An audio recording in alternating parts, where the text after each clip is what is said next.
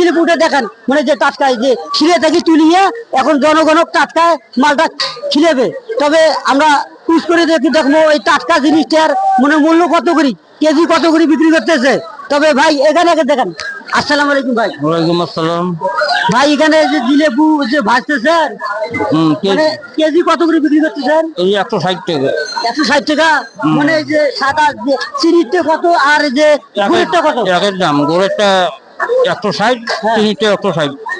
মানে দুটি একই দাম, দুটোটা একই দাম। জনগণ যেটা খাইবে সেটা হ্যাঁ, মানে একই একই দাম। দাম, একই দাম। আচ্ছা, ওয়ালাইকুম আসসালাম। আপনারা যে জিলেবুটা যে খাবাছেন কি রকম স্বাদ পাওয়া লাগছেন? ভালো আছে। ভালো। মানে 160 টাকা কেজি বেচছে, আপনার পোষাবে না বেশি হবে? দামটা বেশি হবে আছে না কম হবে আছে? বর্তমান বাজার অনুযায়ী দাম বেশি। মানে 160 টাকা এটা দাম বেশি হবে লাগছে। বেশি। আপনারা শুনতে পাচ্ছেন এই যে গুড়ের জিলেবু উঠে 160 টাকা কেজি দিয়ে দামটা বেশি হবে লাগছে। তবে আমরা কমার একটু চেষ্টা করব, এই বিষয় নিয়ে কথা দেয়।